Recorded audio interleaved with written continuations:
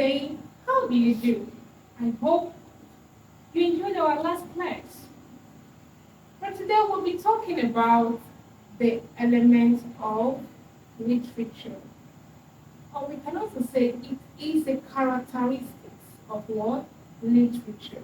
In our previous class, we were able to talk about the elements of literature, the meaning of literature, and the functions of literature.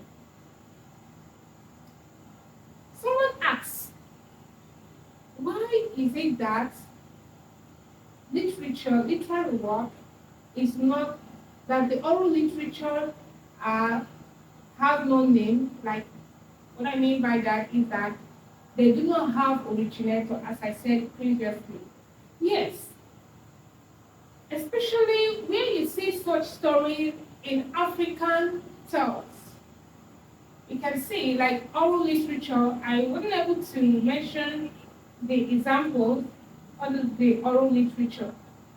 Like we have the folk tales, we have the myths, we have the folk tales and the myths. Then under the folk tales, they are imaginary stories. They are stories that uses animals. Now, the essence of using all the stories the essence of using the story is to educate the children. They need to have a good morals. So sometimes our grandparents coin out the story out of their own imagination and in their wisdom. They come across the story. So I think I have answered that question, why it is not written.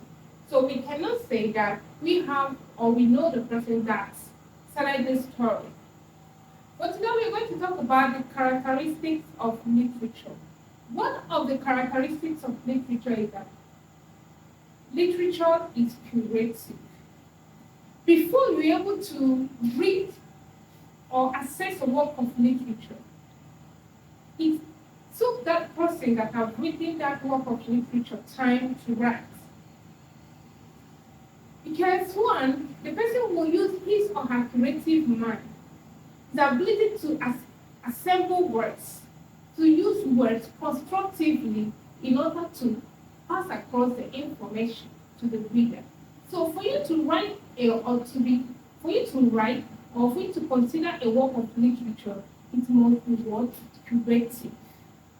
Number two, it is what? Written. Literature is written. When we talk about written literature, there are those literature that we can always lay our hands on at any point in time.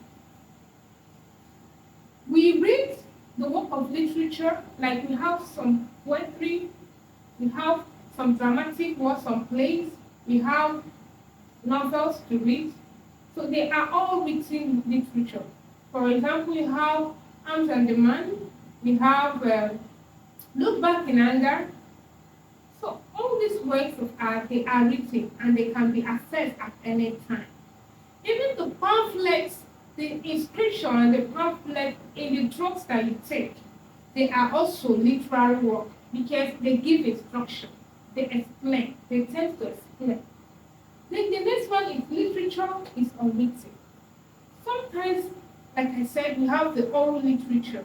The oral literature, which is not written, it is transmitted from one generation to another through the words of the mouth. So each mode of transmission is through the words of the word mouth. Now, written literature can serve as a folktale, as a fable, or as a myth.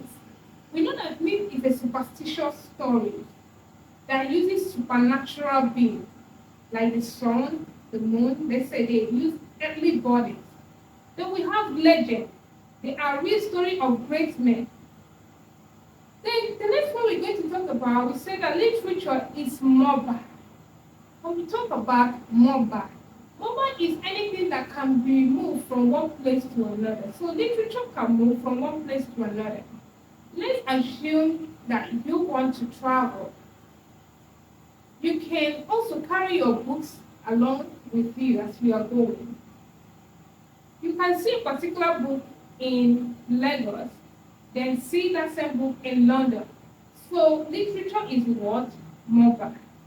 So I hope you understand what we mean by the characteristics of literature.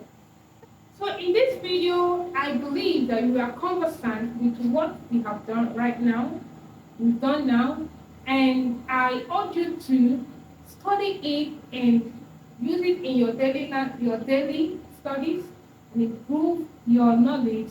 It will improve your knowledge in literature.